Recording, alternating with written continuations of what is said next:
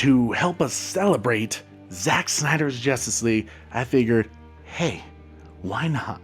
Let's do another Bat Channel giveaway. If you recall our first Bat Channel giveaway, we did the Victor Koo Mighty Pegasus Dark Side poster that won the Zack Snyder's Justice League fan poster competition. For the holidays, we did the Lego Batmobile, but now we are going to be giving away the Release the Snyder Cut book written by Sean O'Connell, the managing director of Cinema Blend. All you have to do is to share this video, tag us on one of our social media accounts, whether it's on Twitter at Trey Austin Music. If you're doing it through Facebook, do it at Holy Bat Channel.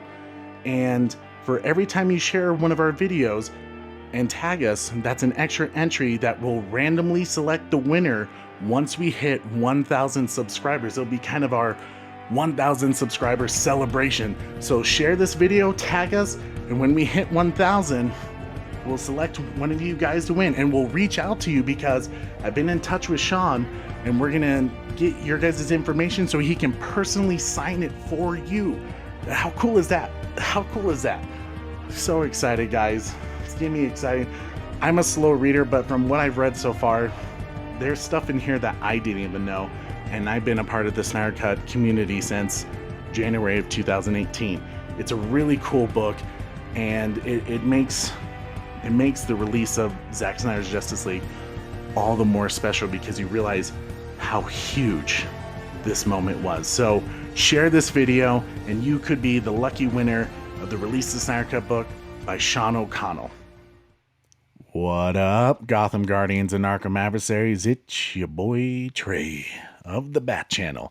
Man, oh man, Vanity Fair just came out with a pretty insane article a couple of hours ago that gives us some more in-depth about all the bullshit interference that Warner Brothers caused with not just, the directors, the cast, the crew, but specifically in this instance, someone I feel like, honestly, we've all kind of overlooked about, the amount of bullshit he's had to gone through, but the screenwriter, Chris Terrio, which, if you recall, I remember, I think it was shortly before the release of Star Wars Episode 9, Rise of Skywalker, which he was the screenwriter for that as well.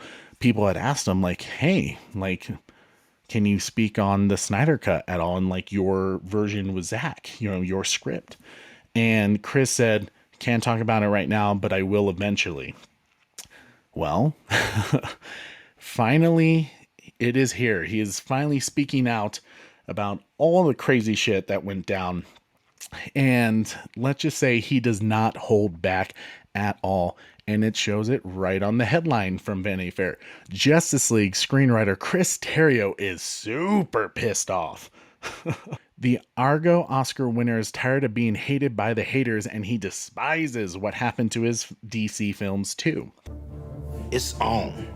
So let's go ahead and get into this article. It starts with Chris Terrio's not pulling his punches anymore. For 5 years, the Oscar-winning screenwriter of Argo, which was directed by Ben Affleck, kept his mouth shut about his work on the DC films Batman v Superman, Dawn of Justice, and Justice League, even as scorn from critics and fans exacerbated already painful behind-the-scenes memories.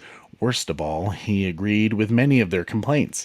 He described the films that Warner Brothers released to theaters in 2016 and 2017 as incoherent misfires, undermined by corporate meddling, poor franchise planning, go figure, and tone-deaf decisions that prioritized costly VFX sequences over coherent storytelling. Terrio believes that Zack Snyder's director's cuts of both are much stronger, if still imperfect, movies, an overall vindication of their work together. In an exclusive, wide-ranging interview, the screenwriter said the hashtag Snyder Cut of Justice League, recently released as a 4-hour-plus event on HBO Max, righted a kind of cinematic wrong perpetuated by studio leadership that has now almost entirely moved on from Warner Brothers. Wow. And in big, quotes, the 2017 theatrical cut was an act of vandalism, Terrio said. Zack may be too much of a gentleman to say it, but I'm not. Yo, Dre. What up? I got something to say. I have personally thought this as well. Zack, I don't understand why Warner Brothers doesn't, support Zack more, because he is like, everyone has said he is the nicest guy to work for. Everyone loves working with him, and he is just so professional about everything he does. And for all the bullshit they have put him through and continue to put him through with not allowing to put in, the Green Lantern, they wanted him to take out some other scenes and stuff like that. He is just he is professional. He's very cordial and just awesome, right? Okay. Terrio first joined the DC universe to rewrite an existing Batman v Superman script because its Batman actor, the director of Argo, had qualms about the project. I think the studio brought me in to appease Ben Affleck because they thought, okay, well, we have this movie star who is reluctant about doing this, so why don't we bring in his guy, Terrio said. I didn't realize Ben Affleck had reservations about playing Batman when they brought him on. That's interesting. So it took Chris Terrio to, at least in his opinion, to kind of convince Ben Affleck that the script was going to be done justice, which we all know what the studio did, cutting it apart to releasing the theatrical version rather than the Ultimate Edition. I really believe that if they would have released the Ultimate Edition as the theatrical cut, it would have solved a lot of problems people had with that film. It explained a lot of the motives and the ideologies that the characters like Batman, Lex Luthor, and Superman are going through to why they fight in the end. It really builds up to that. Anyways, let's continue on with this. The screenwriter was frank about trying to make sense of the film's warring heroes, turning their fight into a metaphor for a divided America, while attempting to fix elements he too found nonsensical or offensive. Studio officials then demanded that 30 minutes be removed from the theatrical cut, most likely because shorter runtimes mean more daily screenings, often resulting in higher box office earnings. Terrio said the act sabotaged the narrative. This is the part that sucks. And I understand you have to find a happy medium and balance, but the story has to come first. It has to come first. And when you make these decisions as a studio that destroy the product, you're just tarnishing the product just because you want to make more money. And instead, the viewership, they really don't respect the viewers anymore, or the audience members. They think we're like idiot zombies, just like watching the screen, being like, just throwing our money at it, when the truth is we want a good story. Is it too much to ask for victory? If you took 30 minutes out of Argo, as they were from Batman Superman, it would make 0 sense at all. Critics would say, what a lazy screenplay, because the characters don't have motivations and it's not coherent, Terrio said, and I would agree with them. Even the title Batman v Superman Dawn of Justice was a disaster, he said. That primed audiences to roll their eyes at the film well before its release. Interesting. Terrio hoped Justice League would be a better experience. He was very wrong. After watching Joss Whedon's version of that film, Terrio was so disgusted that he explored taking his name off the movie.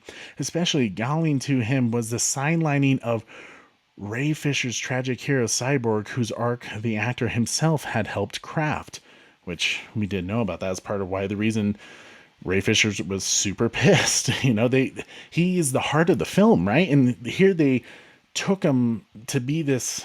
I mean, really, he was kind of a pointless character. He was still like one of the, I would say, positive parts of the 2017 cut of Joss Whedon's Justice League. But when you see his character in Zack Snyder's Justice League, you're like, why? Why did you cut the backstory of his character? Is like so powerful, and it really dug his character. Ray Fisher did an amazing job. Let's see here. Fisher has been outspoken for months about his experience making Justice League following years of silence.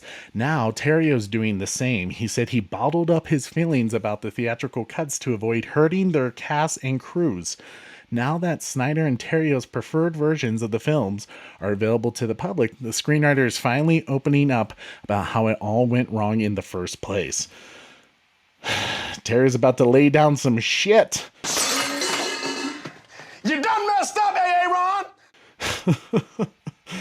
Chris Terrio says, I am so happy and relieved that all these thousands of artists and craftspeople all over the world finally can have their work seen by the public, and all the work that Zack and the actors put into this can now be seen.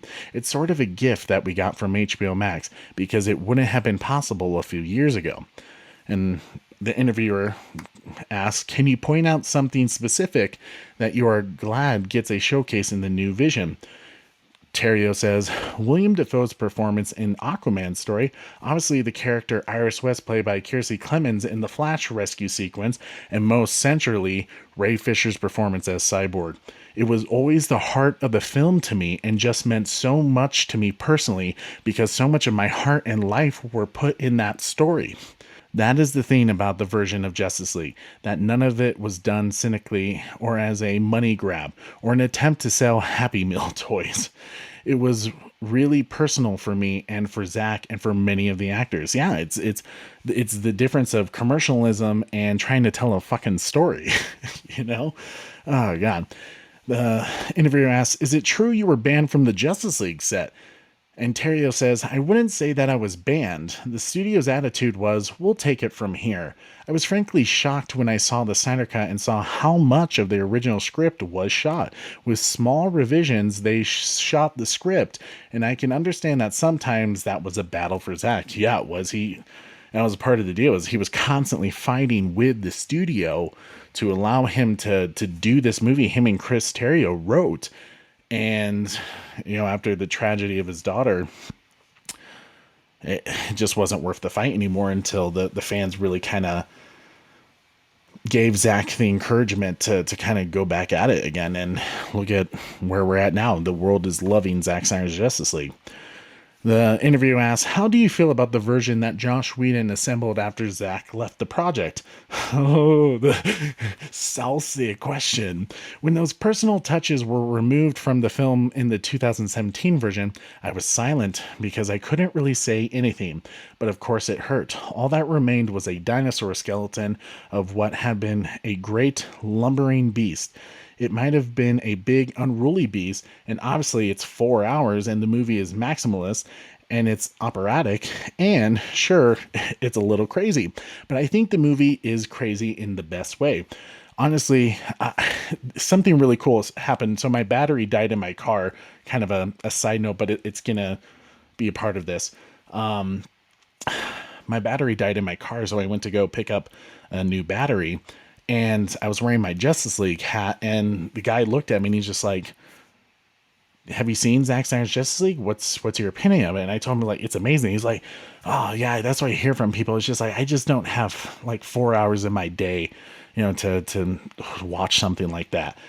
And he's like, but my dad even said it was phenomenal. And I looked at him and I was like, dude, it doesn't feel like 4 hours. The way they did the chapters, the way, the tone, the action, the feelings, the story of the movie, you barely notice it's 4 hours. The only time you notice it's 4 hours is when you pick up your phone and you see the time and you're like, holy shit, it's 4 hours later. I was like, watch it. And he was like, you know, and he was still not convinced. But as I was like talking to him about it, and he was like seeing my excitement, he was like, well, shit, I know what I'm doing this weekend, you know? So people will sacrifice that 4 hours because if it's a story worth telling and people are seeing the hype around this film, people are noticing. The interview asks, can we start at the beginning with Zack? You worked on Batman v Superman with him. Can I assume that was a good experience, at least with him, since you signed on to another movie? Terrio says, Ben Affleck called me and said that he was working on this film, which was a Superman film in which he was going to play Batman. So it was Ben Affleck who called him. Intriguing. Very, very intriguing. So he asked if I would read the script and consider doing a rewrite. He asked if I would do some character work, so it was already determined and storyboarded that Batman was going to be trying to kill Superman, and that Batman was going to have gone down a dark road. He was branding criminals, and it had certain dark elements that was non-negotiable and already in the story. Interesting. I didn't realize Ben Affleck was the person that contacted Chris Terrio. What did Affleck want you to do? Chris says, my job was to create a story in a tone really in which Batman could be that person, in which two heroes could get to that point where they're fighting to the death. What was your approach? I came into thinking the only way that this could work is as a fever dream or as a revenge tragedy. I thought, how do we create a story in which Bruce Wayne is traumatized by the war of Krypton coming to Earth and in which he enters into this kind of madness? He becomes Captain Ahab, and he won't listen to saner voices like Alfred, for example, who are telling him to just see reason. He's a man possessed. So the film was dark by its nature. As I worked on the movie, it seemed to me that it was a snapshot of what I was feeling on the ground in the country. Interesting. Which maybe didn't become apparent until the madness and the division that came about from the last presidency. I thought this superhero movie could be about getting into our worst natures, but then coming out of that into a redemption. Wow. Yeah, I mean, you definitely got that feel. Like Batman v Superman ideologies was definitely very reminiscent of what was going on in our country, and that's part of like what I really loved about it, is because it was two ideologies going against each other, when the truth is we all want the same thing. And here you have Batman and Superman who are just basically misunderstanding each other's purposes, and it takes a greater threat like Lex Luthor, Doomsday, to kind of bring them together. And especially I love Batman's redemption story, and you see that go into Zack Snyder's Justice League. I really feel like, and what I've seen from people with Zack Snyder's Justice League is because of Zack Snyder's Justice League, they're like, well, man, I have a new appreciation for Batman v Superman. I want to watch that film again. People who hated Batman v Superman are now watching it after Zack Snyder's Justice League, and they're loving Batman v Superman. So it really shows you how Chris Terrio from Man of Steel really created this overall story arc that was really redeeming to the viewer in the end. And I think it would have continued that with, Justice League 2 and 3. Anyways, here we go. So what did you want to avoid? I didn't want to make it a sitcom joke that Batman and Superman are trying to kill each other. If I'm going to work on this movie, it's going to be dark and operatic, and it's going to be uncomfortable. Zack and I come from very different approaches to filmmaking, but I immediately liked him because he isn't cynical and he wears his heart on his sleeve. I'm cynical enough for any room that I enter to. Interesting. How did things develop from there? I wrote drafts of the Batman Superman movie, which wasn't called Batman v Superman Dawn of Justice by me. I did not name the script. In fact, I found out what the movie was called along with the rest of the world on the internet. What? I was not consulted on the title of the film, and I was as surprised as anyone. I wouldn't have not named it Batman v Superman Dawn of Justice. That's intriguing. Was that Zack's choice? I don't know exactly who named it, but I suspect it was the studio, and I suspect it was marketing. To be honest with you, it might have been the first step towards creating ill will for the film. I suspect that putting the words Batman and Superman into the title had some marketing component to it. And this is okay. This is like some of this kind of catching me off guard. I think you're right that the title did rub people the wrong way. Chris Terrio responds, I heard it and I thought, it just sounds self-important and clueless in a way, tone deaf. The intention of the film was to do something interesting and dark and complex, not quite as Las Vegas, bust 'em up WWE match as Batman v Superman Dawn of Justice. That makes me wonder, what was the original title plan then? Was it going to be like a World's Finest? Or I do recall there was like an interview as Zack was starting to get ready for Justice League. It was like him on a couch. I'll see if I can find it for you guys sometime.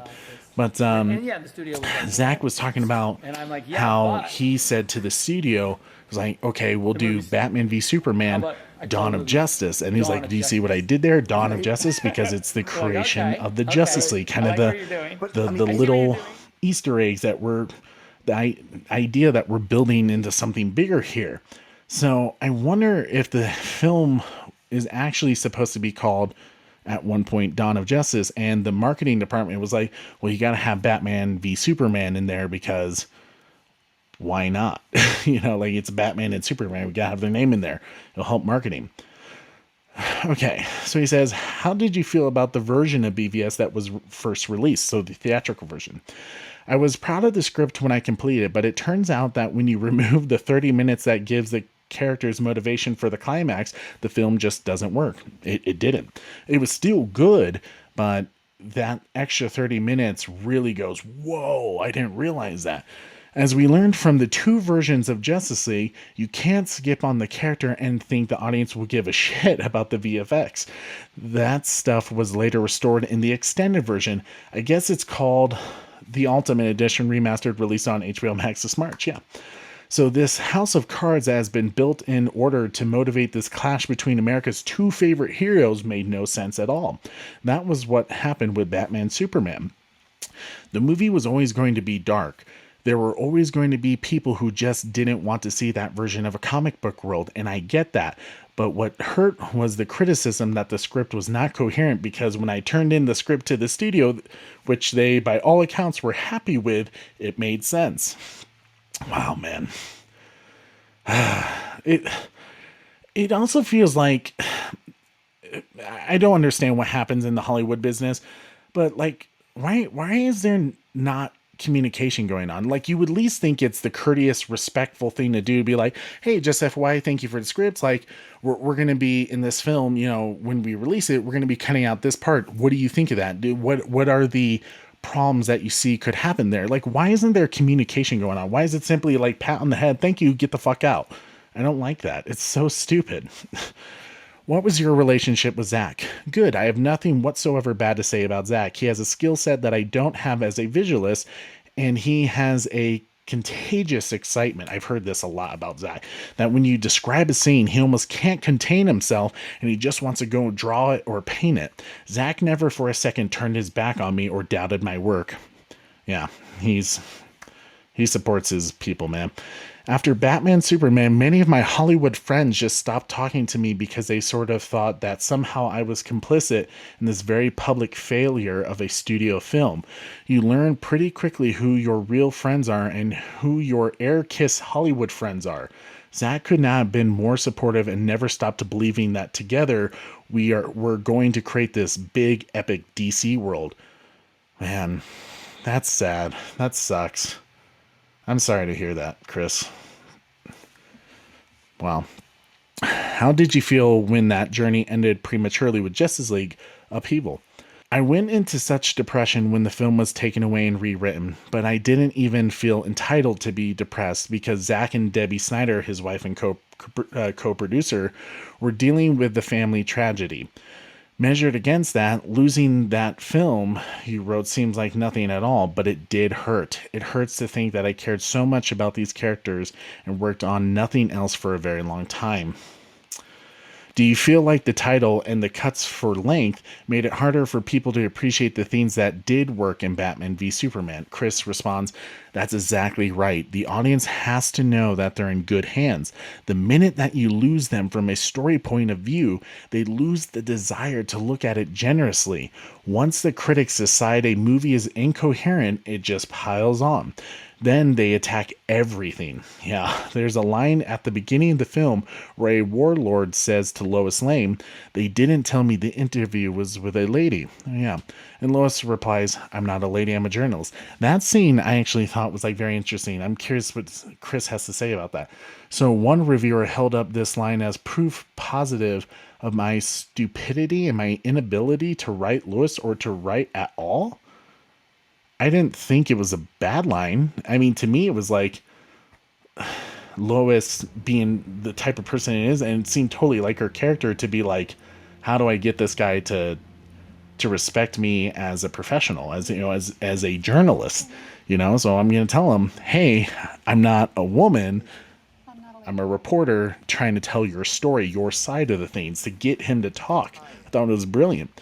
Well, the character of Lois in the movie was inspired by the journalist Mary Colvin, who was, of course, killed in Syria. Oh, this is interesting. She was one of the most intrepid journalists who ever lived, in my opinion. And there's a story in Vanity Fair, Mary Colvin's Private War. by Mary Brenner. And the line that Lois says is almost exactly the line that was in the article, where a Chechen warlord said he wouldn't shake her hand because she was a woman. Oh, wow.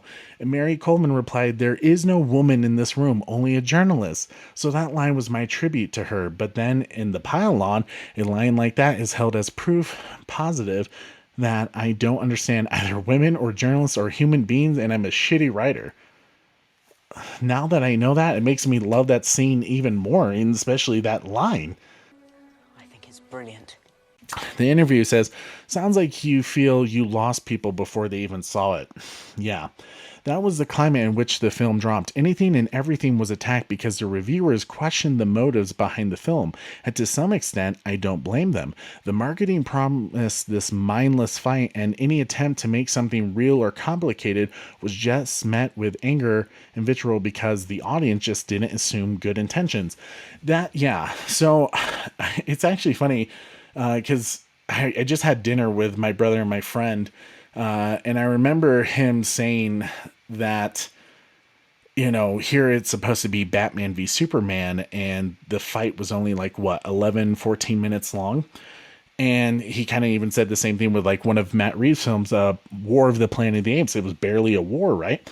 So I can understand why people like went into this film expecting something like Godzilla versus Kong, which pretty much had like zero story and just a mindless fight between two monsters. I'll talk about Godzilla versus Kong some other time. Like, as a huge Godzilla fan, I was kind of disappointed with the film. But yeah, so people didn't realize that the film was going to battle more these ideologies the characters represent and have a fight scene. There was so much to it. I love Batman v Superman still. I think it's a underrated masterpiece. Anyways, the interviewer says another complaint was that Snyder Cut's DC films were too grim and heavy. Did you feel blamed for that? The studio seemed to take this position after BVS, that my writing was too dark and that this was their problem. But what they didn't mention was that, for an example, in the draft of Batman Superman script that Warner Brothers had developed, which was the draft I was handed when I joined the project, Batman was not only branding criminals with a bat brand, he also ended the movie by branding Lex Luthor. Oh. Right at the end there, yeah. That ending was a point over which I explicitly went to the mat with the studio again and again. He had to fight the studio on that? I argued that Batman cannot end the movie continuing this behavior. Yeah, which amounted to torture because then the movie was endorsing what he did. So the interviewer asked, "What was your argument to them?" And Chris responds, "It's one thing if Batman begins the movie as a dark version of himself whom he don't recognize, but he has to see the error of his ways, remember his better self in the course of the movie. By the end of the movie, he needs to be the Batman we know, and he has to be ready to go and create the Justice League. Otherwise," I said, "what was the point?" Absolutely. Absolutely, man. Like, yeah, that would have made zero sense, especially for where he was going in Zack Snyder's Justice League to be this hopeful thing. I really loved how Chris did that. That line in Zack Snyder's Justice League where he's like, "Faith, Alfred, faith." It was a different side of Batman that I kind of wasn't expecting, because Batman's always kind of grim. But the fact that Superman, his sacrifice, meant that much to him that it changed who he was, to realize that he was starting to become the person he was fighting against. Man, why is the studio arguing so much with people? You hire these people to do a job, just get the hell out of their way. Like, Jesus, come on. First, take a big step back and literally fuck your own face! The interviewer's next question was, "What else did you push back against?" Chris Terrio responds, "I'm the one who had been saying that we can't make a joke out of Superman raining hell upon black African Muslim characters in the desert, as Lois promises that Superman's not going to go easy on them because they punched her.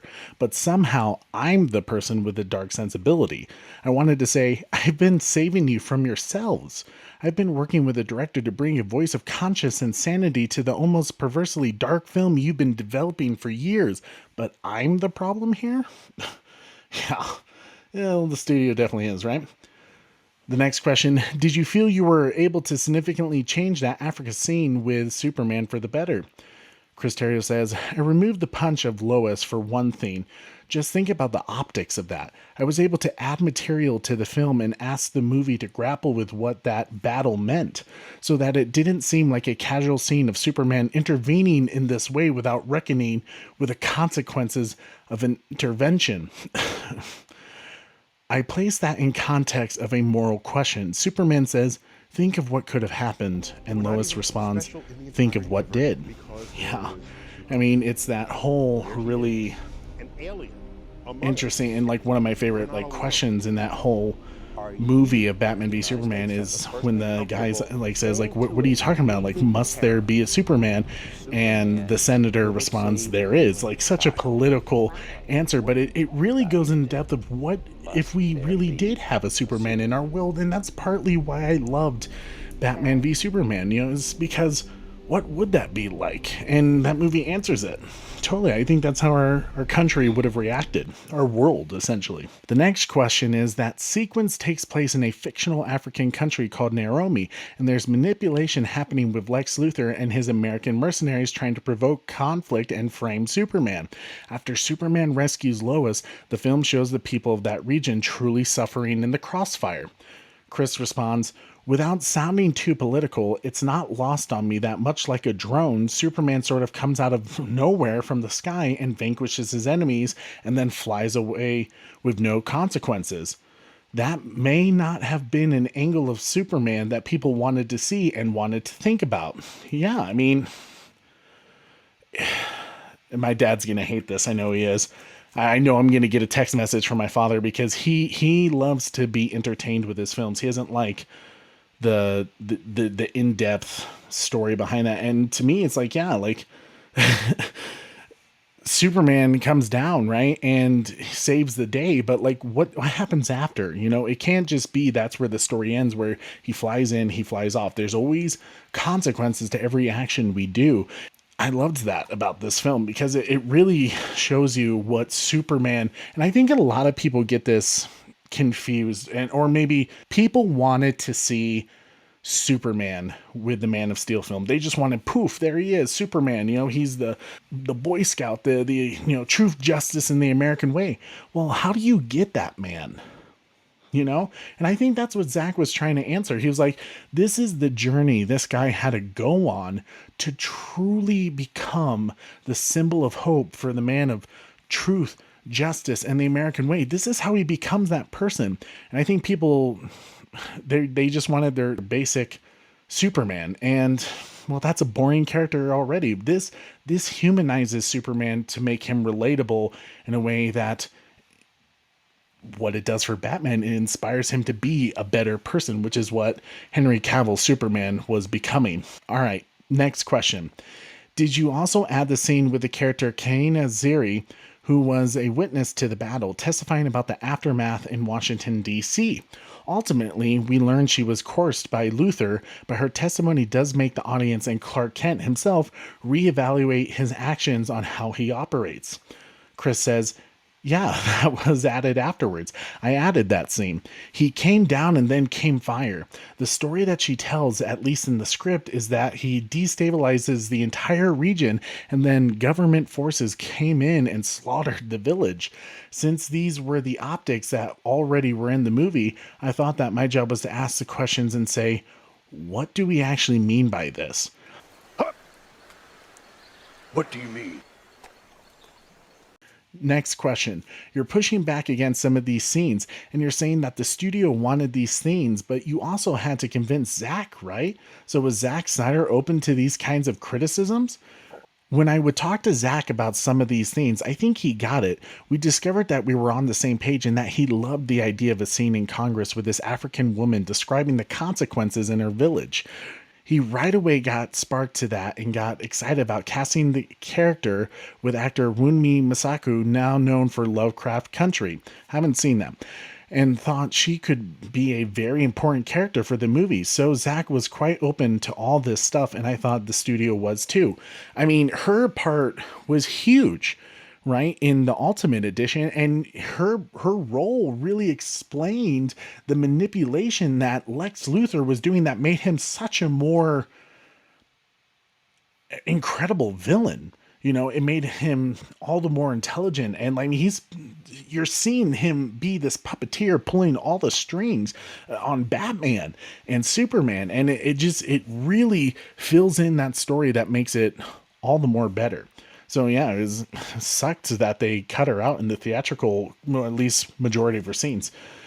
Anyways, the interview asks, why weren't they? Chris Terrio responds, later when I realized that so much of the plot was going to be cut out, I began to think, well, they didn't really want this kind of story.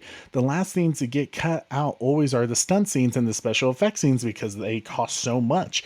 But by the time they were all in their assembly, enormous amounts of money have been spent on every frame. So when you're looking to cut time, the things that get cut out tend not to be the big effect sequences or the fights or the stunt sequences. The things that get cut are and the guy says the nuance, and he says, yeah, the scenes that actually give meaning to those bigger action sequences.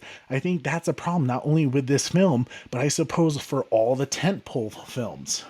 The interviewer asks, given your concerns about the BVS structure you inherited, why did you sign on to Justice League? That's a damn good question, right? After seeing what the studio did with Batman v Superman, why subject yourselves to more abuse? And he says, I agreed to write Justice League because I wanted the chance to write these characters with love and hope after getting through the darkness of Batman v Superman. The end of my version of Batman v Superman includes Bruce seeing the error of his ways and promising to change. It's the return of consciousness after an ethical nightmare. And in Justice League, Bruce does better. Yeah, as I said earlier, that was one of my favorite parts about Batman and Zack Snyder's Justice League. Is it was a very different Batman. It was a Batman who was trying to redeem himself, from this dark place he came from and trying to do good. And it's with this family of the Justice League that he does that with. I thought that was such a cool take on his character, his overall story arc. Not all the king's horses, nor all the king's men could have. Alfred, for once, I'm operating strictly on faith, not on reason. The interviewer then asks, after Batman v Superman came out, the critical reaction was negative and the box office was underwhelming. Me, personally, I don't think it was underwhelming. It almost made $900 million. That's pretty damn good. Like I said, if you look at the MCU and the DCEU's first 3 films, the DCEU was blowing MCU out of the water. You got to build your characters. You got to build your universe.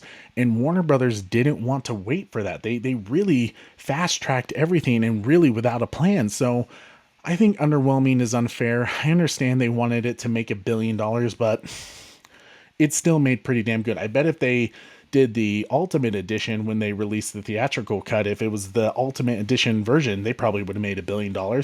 Anyways, and the box office was underwhelming. Justice League was about to begin shooting. What was the atmosphere like then? This is going to be interesting. There was a mood of fear at the studio, no doubt. My impression was that the people in boardrooms started making the decisions, and they were decisions based on arbitrary metrics that had nothing to do with the stories that were being told. Yeah, it's all about money, right? Not about money. It's about sending a message. What gave you that sense? Right before the time of Batman Superman, I was asked to attend an event in New York where the cast and filmmakers were paraded in front of a room of investors at the Time Warner Center.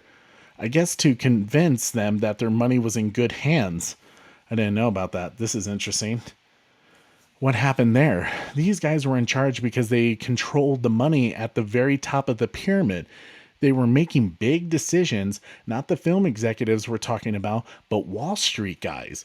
One guy who I can only describe as the man who central casting sends you when you're trying to cash douchebag number 1.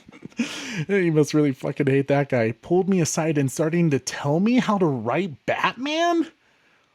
With all due respect, what the fuck are you talking about? What the fuck?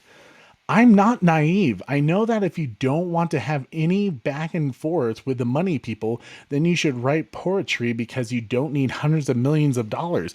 But something about the distribution of power at the time just seemed off to me. It was removing even the pretense that capital wasn't calling the shots. What the fuck? Like, how unprofessional is that? To subject your screenwriter to that, that's disgusting, Warner Brothers. That is fucking disgusting. Oh, now you fucked up. Now you fucked up. Now you fucked up.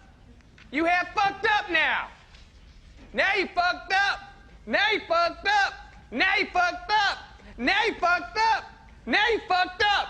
What impact did these studio tensions have on your writing?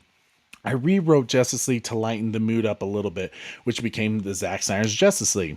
That's a slightly lighter, less dense version of the script, which I was fine with, I'm saying, and I will play ball with those kinds of notes.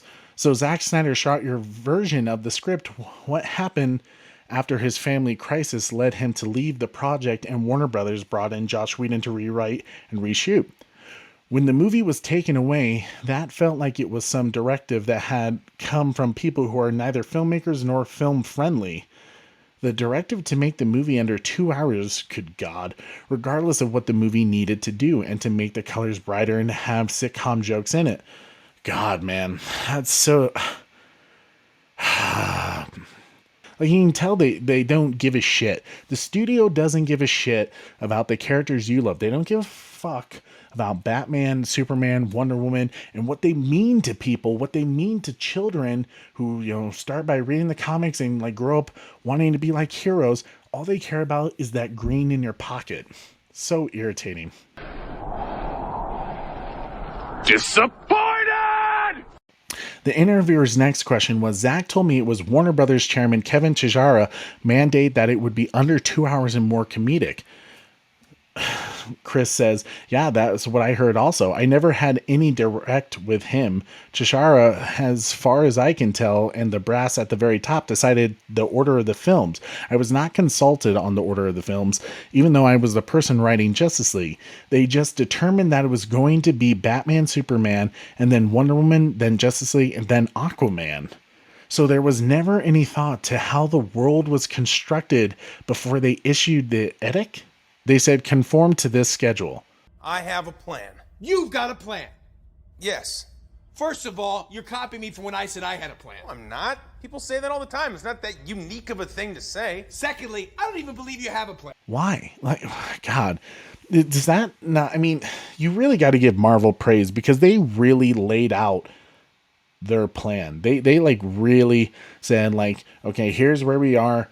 This is where we're going to be in 10 years. And clearly Warner Brothers just said, I have part of a plan. What percentage of a plan do you have? I don't know. 12%. 12%?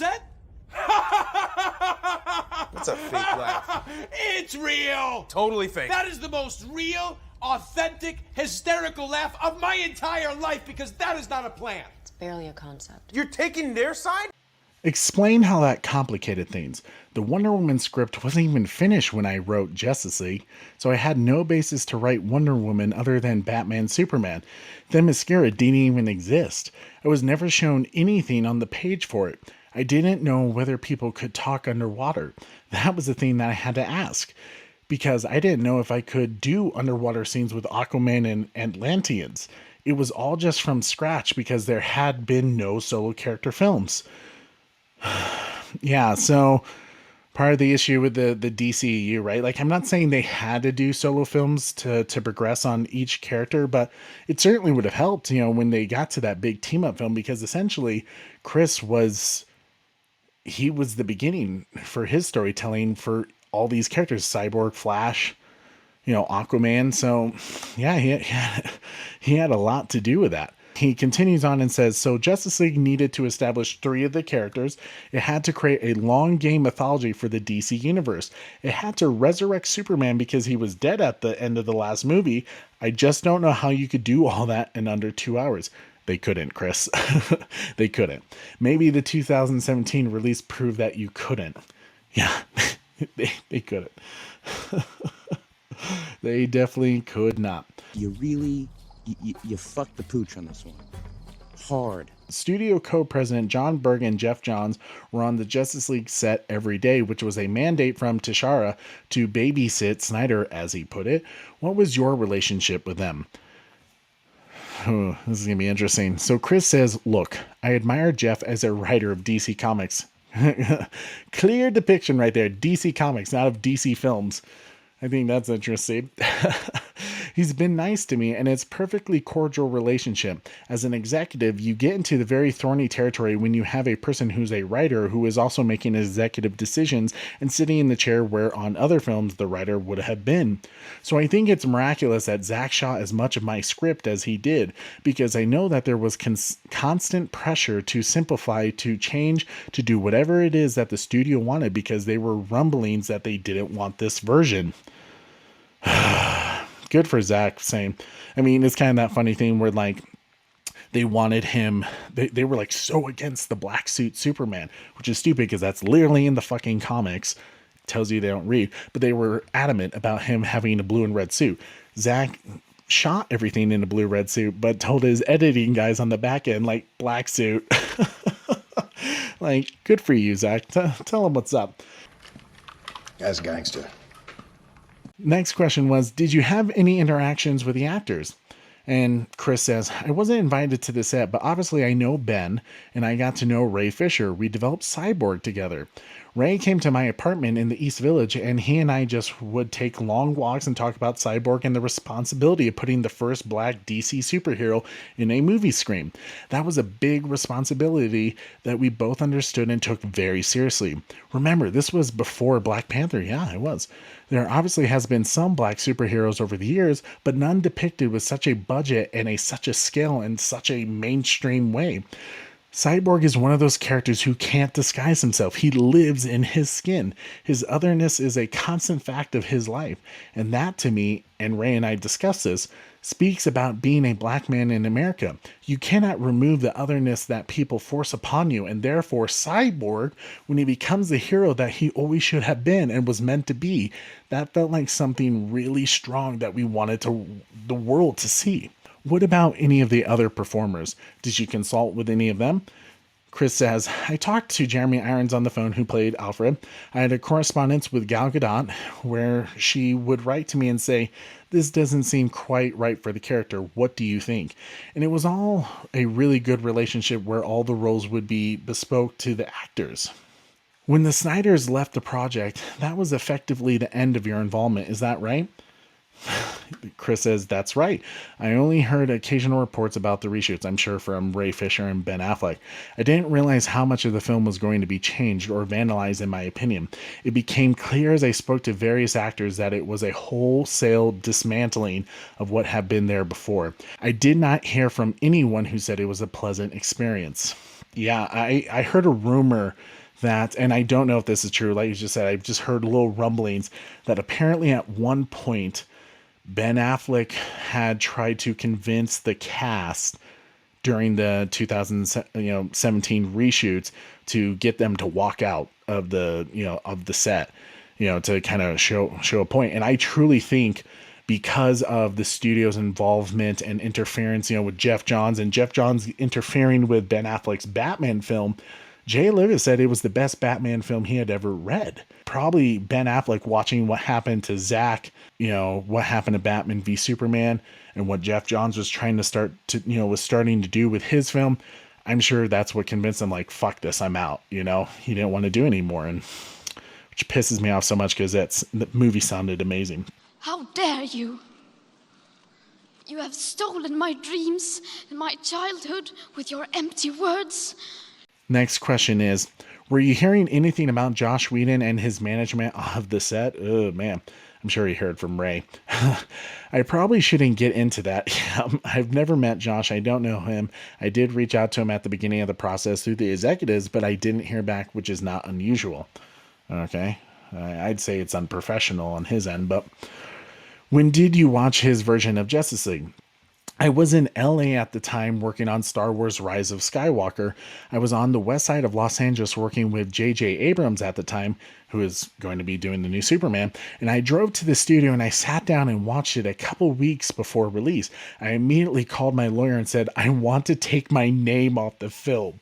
Damn! Oh my God. The lawyer then called Warner Brothers and told them that I wanted to do that.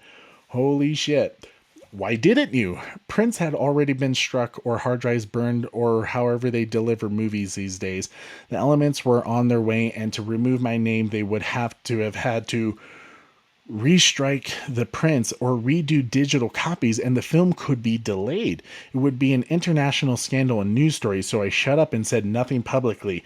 I've never said anything about Justice League since then, but the movie doesn't represent my work. Wow. That really sucks. Yeah, oh God. What happened after that? As far as I know, I wasn't invited to the premiere and I never watched the film again. Understandable. They probably could you imagine that? Yeah, the film sucks. Don't watch it. It was kind of like Mark Hamill with The Last Jedi. He was like, nope, you're not going to like it. I hope people are happy. It seems like, because in Hollywood, remember, kids, it's not important if it's of high quality. Only if it makes money. So the next question. So why not follow through and remove your name? I think it would have created a whole wave of negative publicity that I think would have made the situation even worse for the actors and for all the craftspeople who had worked on it. Yeah, for all kinds of people. But I'm awfully happy that Zack Snyder's cut of Justice League is the one that is higher on my IMDb page. Yeah. Yeah. It was brilliant, man. You did a wonderful job. Something that was this big and prominent and then so widely derided, it's kind of poisons your reputation, doesn't it? Yeah, it hurts your reputation, but more importantly, it poisons your soul and your confidence, especially when this other version of the film wasn't seen. And now that it has been seen, Chris says, people do have problems with this version of the film, and they'll quibble with the length and they'll quibble with the way that certain characters are written, but that I can take because that is actually critique of my work. That's fair game, and that I'll engage with any day. People can quarrel with the movie, but at least they're quarreling with my version and with Zach's version of the film, not when the studio lied to us when it was actually just fucking Josh's take. Yeah, it's really wrong. It's really disrespectful from the studio to have slapped Zack Snyder's name as the director and to slap Chris Terrio's name as the screenwriter when really it was mostly Josh's. I mean, he wrote over 80 pages of rewrites, which is a lot for films. Anyways, did you ever feel like they deliberately made you the scapegoat, the studio? Chris responds, I am a deeply paranoid person, so I'm always assuming that everyone has it in for me. Justice League, the Zack Snyder version, is the only script other than Argo that I have a sole writer credit on. Oh, I didn't know that. I really did develop this, so I can stand by this version. Love it or hate it. I feel for you, man, because that has to suck. You put your heart and soul into each film you write, and the studio just tears it up in front of your face and slaps your name on a product that's not yours. So I can't imagine what it's done to your reputation. Ah, man, I think we're going to start seeing some shit come out more and more. I think more actors are going to get involved. You still got Ray Fisher talking about Walter Hamada, everything he's trying to do to cover up the mess that Jeff Johns, John Berg, Josh Whedon have left. This is all about accountability now. We're definitely going to hold these people accountable. Anytime we find an article like this that is going to go in depth about the bullshit that Warner Brothers Studios did during that time and what they continue to do, we're going to talk about it. I want to spread the word on this shit because they can't get away with this. Like, it is really, Chris Terrio said the best. It's disgusting. It is disgusting that they treated a beloved director and a very talented director who just lost his daughter. You hired the guy. You hired him for the vision he presented to you of what he was going to do with this universe. You entrusted him, in the beginning at least, with this vision. Okay, and you greenlighted him to continue on. You could have stopped him after Man of Steel, Batman v Superman. Hell, you could have stopped him after Wonder Woman when he helped Patty Jenkins with that. But no, you said, here you go, Justice League, get it done. Once you're on that train, you have to go with it. You have to trust in your director's vision. You have to trust in your screenwriter's vision. You have to trust in your cast, your crew, and everyone who works on that film. You can't try to derail the train once it's on, because once you derail that train, now you got a disaster on your hands.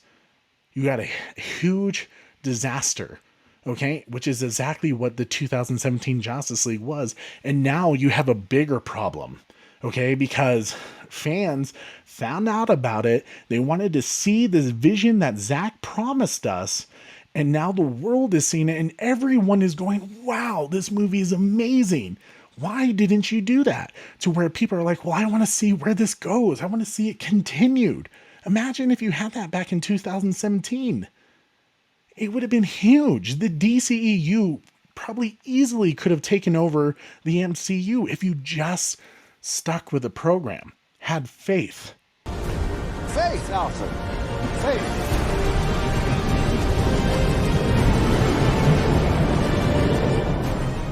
It's really disappointing, and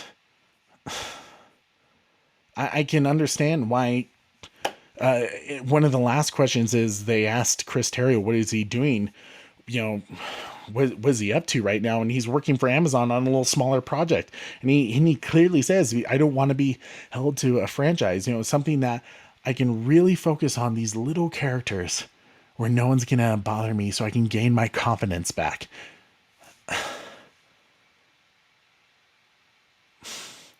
Hollywood preaches this bullshit of, moral code and ethics, and yet they're the fucking worst at it. They try to push all these social justices in their films about what a utopia of a society could be, and yet you are the worst fucking offenders. The worst offenders. You're covering up for people who've done some fucked up shit, like Josh Whedon threatening Gal Gadot's career because she wouldn't let Ezra Miller fall on her breasts. Now you're in this crazy situation where fans want to see more and they want to restore the Snyderverse, but you already are off with this Hamada-verse that's crumbling. It's disappointing. It's disappointing, but something tells me more people are going to be coming out, and we're going to keep talking about it. And let's see who the phone call is. Hello?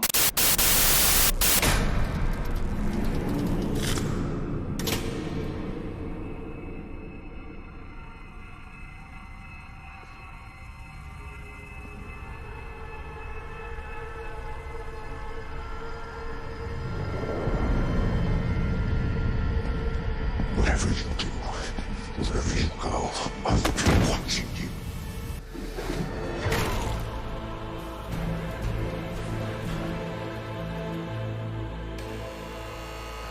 Absolutely. Will do. That's exactly what we're going to do. We're going to hold them accountable. Accountability over entertainment. Let me know in the comment sections, what do you think about Chris Terrio's interview? Who do you think is going to come out next? Who's going to talk about the mistreatment of the 2017 Justice League behind the scenes on set with Josh Whedon and maybe even Jeff Johns and John Berg and Toby Emmerich? He's definitely involved in this as well, and he's still there. Jeff Johns has a lower role, but Toby is still around. We're going to hold them accountable. Thank you guys so much for watching. I really do appreciate it. Make sure to hit the like, share, and subscribe, and hit that notification bell so you never miss an episode. And tune in weekly. Same bat time, same bat channel.